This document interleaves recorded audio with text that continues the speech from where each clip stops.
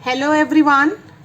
अगर आपने मेरे वीडियोस देखे हैं तो हम ऑल्टरनेटिंग करंट कंटिन्यू कर रहे हैं इन क्लास 12th, जहां मैंने सारे कॉम्बिनेशन डिस्कस किए हैं। मेरी जो लास्ट वीडियो है उसमें मैंने power in AC circuit and special cases of power भी कंप्लीट किया है। प्लीज स्टूडेंट्स, आप प्लेलिस्ट पर जाइए और 12th का एक कंप्लीट यूनिट आपका खत्म हो जाएगा, and that is electromagnetic induction and alternating current. In the LCR circuit, I am going to today discuss about what is the condition of resonance, then what is the sharpness of resonance and what is the quality factor. ये पूरा topic एक साथ आप पढ़ेंगे, then it will be beneficial for you. तो सबसे पहले मैं आपसे डिस्कस करना चाहूंगी कि we have already calculated what is impedance in LCR circuit. It is nothing but R square plus XL minus XC the whole square. I hope आपको याद होगा, ये हमने इम्पीडेंस कैलकुलेट किया है, जहां एक्सएल हमारा इंडक्टिव रिएक्टेंस है equal to omega L and XC हमारा 1/ओमेगा-सी है नोन एज कैपेसिटिव रिएक्टेंस। इस पे हम स्पेशल केसेस अगर देखें तो पहला केस हमें क्या कह सकता है कि if I am having omega l greater than 1/ओमेगा-सी। इफ यू रिमेंबर, मैंने यहाँ फेस चेंज भी आपको निकाल के बताया है, tan phi, and tan phi is nothing but omega l minus 1/ओमेगा-सी बाय आर। अगर आप पावर इन एसी सर्किट मेरा वीडियो देखे होंगे तो उसमें मैंने cos phi भी आपको निकालना बताया है। तो जब आपने tan phi में देखा तो फर्स्ट केस क्या फॉलो करेगा कि tan phi is positive because omega L is greater than 1/ओमेगा-सी। ये पहला टर्म आपका जो है वो बड़ा है और इसका मतलब phi आपका एक पॉजिटिव टर्म आएगा। इस केस में EMF will lead the current. अगर ये केस हम स्टडी करते हैं इस पर्टिकुलर कंडीशन में तो आप कहेंगे कि EMF लीड्स करंट, और अदर वर्ड में मैंने आपको बताया है पढ़ना कि current is lagging behind EMF। Second case हमारा कह रहा है कि omega L is less than 1/ओमेगा-सी, जस्ट अपोजिट, यानी फाई हमारा नेगेटिव होगा क्योंकि ये टर्म अब हमारा छोटा हो गया, यानी वेरिएशन कहां से कहां तक जाएगा, 0 से -π/2 तक जाएगा। और अब इस केस में जस्ट अपोजिट होगा कि EMF lag behind the current. Correct? तो एक केस में आपने कहा कि EMF आगे जा रहा है, उस केस में ओमेगा एल बड़ा होगा, इस केस में ओमेगा एल छोटा होगा। Now the third important case is when omega L is equal to 1/ओमेगा-सी। ओके, अगर इस कंडीशन को मैं कहूं so what will be tan phi will be 0, and in this case both of them का मतलब EMF and current are in phase, क्योंकि अगर आप ये सेम चीज आ गई है तो मतलब आपका जो करंट है एंड जो EMF है इनके बीच में कोई फेज चेंज नहीं है, so that means they are in phase. और आप जानते हैं इन फेज कब होता है करंट और EMF, जब आप कहते हैं कि AC इज थ्रू आर। ये मेरे first video of alternating current में है, हमने प्रूफ किया है।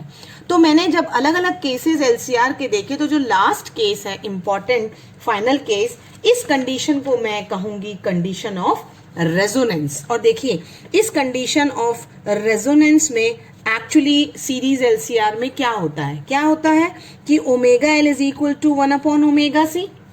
दैट मीन्स जो Z है वो क्या हुआ, R square plus XL minus XC था ना। अगर ये दोनों बराबर है that means nothing but XL is equal to XC। दोनों ही रिएक्टेंस बराबर हैं। अगर बराबर हैं तो this term become 0 and Z become √R square और Z equal to R, means impedance is minimum although we are having L, C, R connected serially। अगर हमारा ये serially connect भी है तो भी L और C का जो रिएक्टेंस है वो किसी काम का नहीं है when we are working under the condition of resonance because Z is equal to R। अगर impedance minimum हो गया है then what about current? The current will be maximum। क्यों? क्योंकि अगर आपका impedance minimum है तो I होता है E by Z। Ohm's law से याद है ना, E बाय आर। तो LCR सर्किट में आपका जो है वो R कौन रिप्लेस करता है, Z रिप्लेस करता है, जिसका काम वही है, अपोजिशन। सो अगर इम्पिडेंस मिनिमम हुआ तो I मैक्सिमम होगा। और अब मैं निकालूंगी कि रेजोनेंस कंडीशन में फ्रीक्वेंसी कैसी होगी। तो omega L is equal to 1 upon omega C है, इसे मैं क्रॉस मल्टीप्लाई करूं तो ओमेगा स्क्वायर क्या होगा, 1 अपॉन एल सी, या ओमेगा होगा 1 अपॉन रूट एल सी। ये एक अगेन इंपॉर्टेंट टर्म आपके जो न्यूमेरिकल में यूज होता है, you have to remember under the condition of resonance. 2 pi F कह सकते हैं हम ओमेगा को, तो 2 pi F is equal to 1 upon root L C, या F is equal to 1 upon 2 pi root L C. This is very important frequency which you are getting under the condition of resonance. और आपको याद होगा मैंने एक term use किया था, oscillator.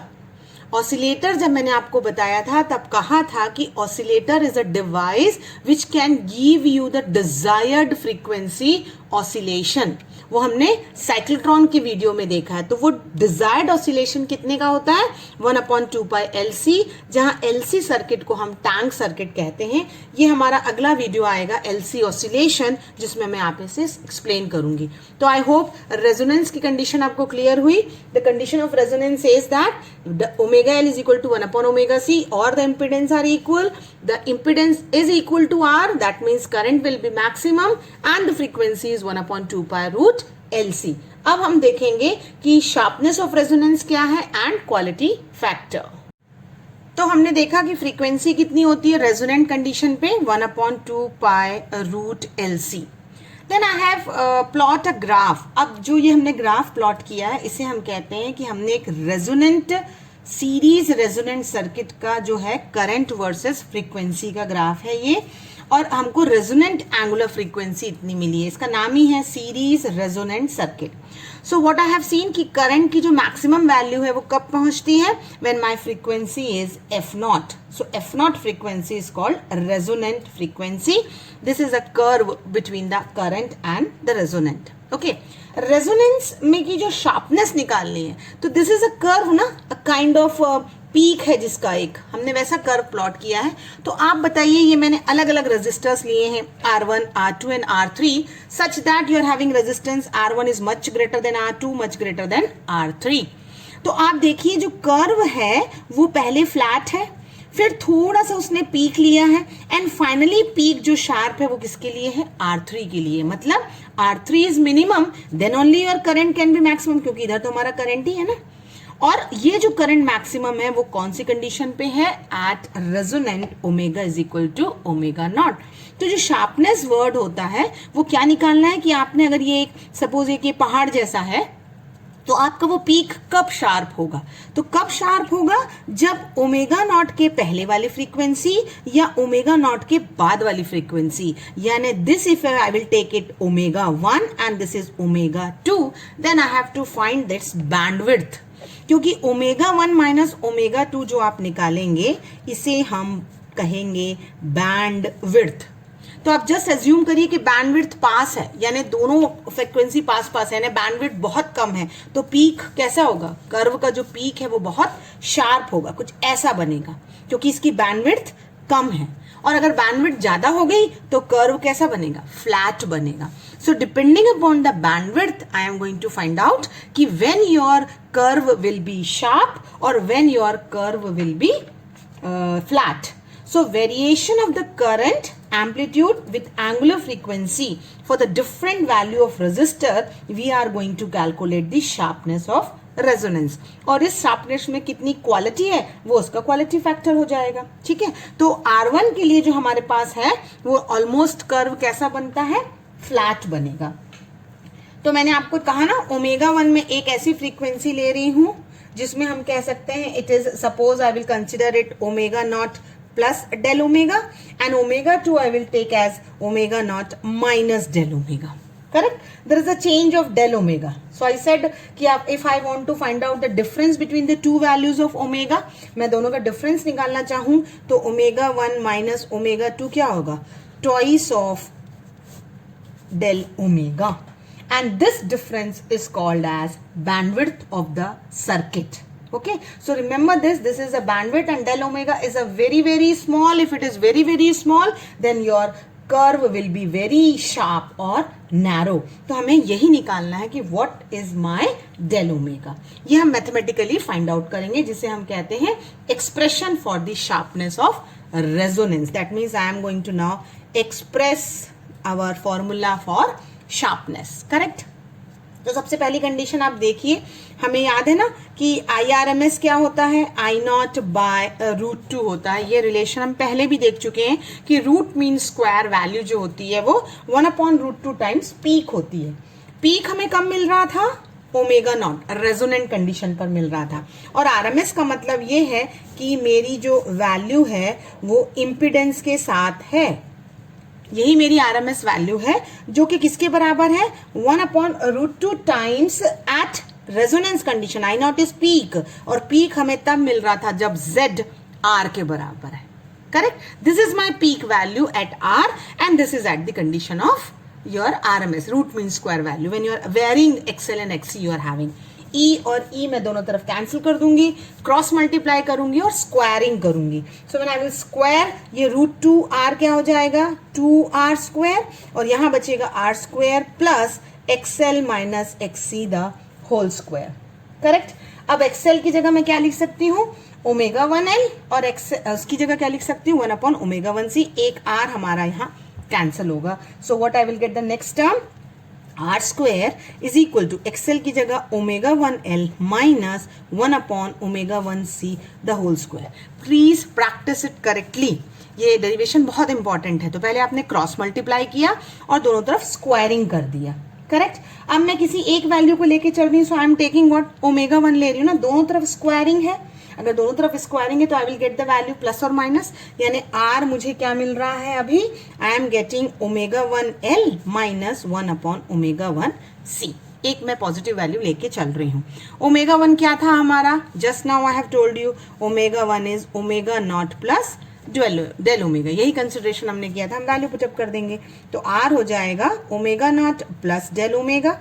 Use the bracket properly. अगर ब्रैकेट का टर्म आपने डिस्टर्ब किया, so you will be confused in that. Okay, I have just put up the value on this ω1 and ω2. Correct. In the next step, what I am going to do is, I will take the term ω0L common from this two and ω0C from this term. मैं क्या common ले रही हूँ, ω0L. तो ये term जो है ω0 अगर मैं कॉमन लूंगी तभी तो ω0L बनेगा. तो ω0L आया, ब्रैकेट में बचा 1 प्लस डेल ओमेगा बाय ω0. क्योंकि इस टर्म में तो ω0 नहीं है तो मुझे इंट्रोड्यूस करना पड़ेगा. यानी मैंने ऐसा डिवाइड, अब देखिए ब्रैकेट ओपन करेंगे तो यही टर्म वापस आएगा. ω0L यहाँ आया और इसमें ω0 कैंसिल हो गया तो डेल ओमेगा आया. सेम वे में यहाँ भी करूंगी. क्या कॉमन ले लूंगी, ω0C हो जाएगा 1 plus del omega by ω0. Why I have done this? Because I have to apply the condition of resonance. क्या कहती है कंडीशन ऑफ रेजोनेंस की, ω0C जो होता है वो ω0L के बराबर होगा. यानी जो ये टर्म है ना ω0C, उसकी जगह मैं न्यूमरेटर में लिख सकती हूँ ω0L under the condition of resonance.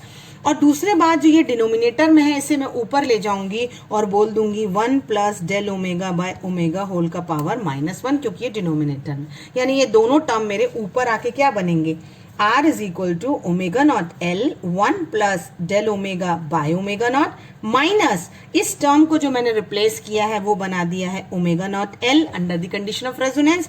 और ये टर्म मैं ऊपर ले जाके बोल सकती हूँ कि power is -1.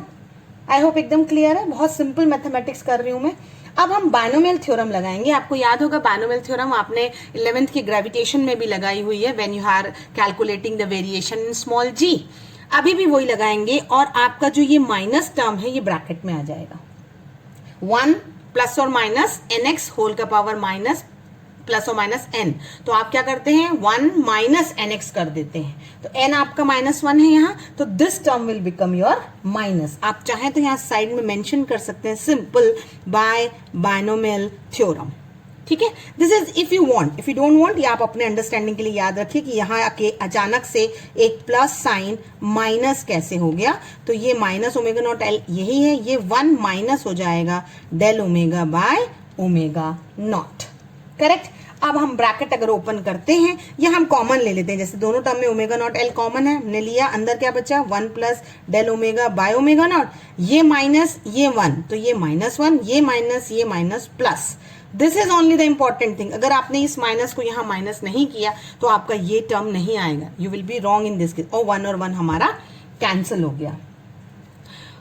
Del omega by omega naught, del omega by omega naught will give you twice of it, correct. तो देखिए अब आर का क्या फॉर्मूला आया, omega naught L into twice of del omega by omega naught. ये formula भी आपका बहुत यूजफुल है, आप इसको एज इट इज भी याद कर सकते हैं। और अगले फॉर्म में हम क्या कर सकते हैं, ओमेगा नॉट कैंसिल कर देंगे तो हमें आर का क्या फॉर्मूला मिल जाएगा, 2 times del omega into L, है ना।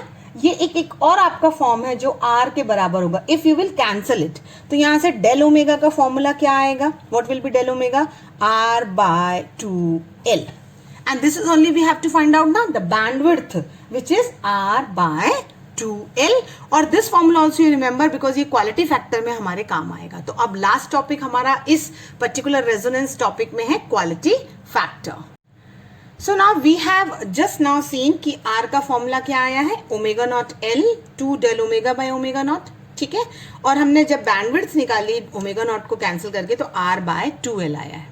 देखिए इसी फॉर्मूले को मैंने कहा ना, ये भी आपको ये फॉर्म याद रखना पड़ेगा क्योंकि यहां से मैंने omega naught by 2 del omega निकाला है, यानी इसका रेसिप्रोकल कर दिया है। ये जो 2 डेल ओमेगा, इसको अगर मैं उल्टा कर दूं तो ये ओमेगा नॉट एल जो क्रॉस मल्टीप्लाई करने से आया था वो रेसिप्रोकल हो जाएगा। So now this I am having as another formula जिसे हम कहते हैं क्वालिटी फैक्टर। तो एक नया टर्म आपको इसमें पढ़ना है रेजोनेंस में कि what is a Q factor और द क्वालिटी फैक्टर। तो इसका डेफिनेशन कहता है कि quality factor is voltage, okay, it is voltage across L और सी, दोनों के अक्रॉस में कहीं पे भी लग रहा है, अपॉन द अप्लाइड वोल्टेज, ठीक है। तो अगर मैं एल की बात करूं तो क्या होता है VL, कितना वोल्टेज लगता है जिसे हम जानते हैं IXL, करेक्ट। और अप्लाइड वोल्टेज हमेशा कितना होता है VR, दैट इज IR। ये दोनों हम चीजें जानते हैं। तो हम इसमें अगर पुटअप करें तो what will be the Q factor, Q is IXL by IR, जो आपका L और II कैंसिल हो जाएगा, XL की जगह लिख सकते हैं हम रेजोनेंट कंडीशन है यानी omega naught L by R। देखिए वही आया ना, यानी क्वालिटी फैक्टर का भी एक फॉर्मूला हो सकता है omega naught by 2 times del omega.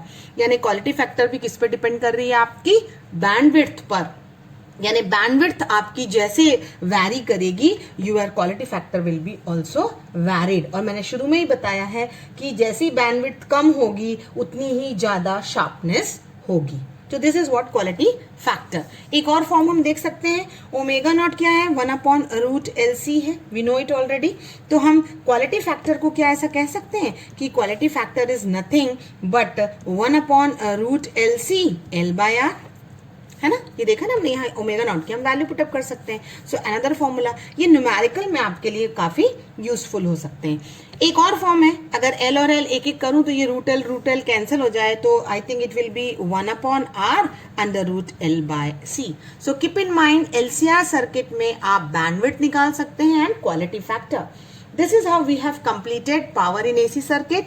Then we have completed LCR resonant and resonance condition, sharpness and the quality factor. The last topic which is left in your alternating current is your LC oscillations, जो बहुत useful topic है, तो हम उसे next video में देखेंगे. Thank you students.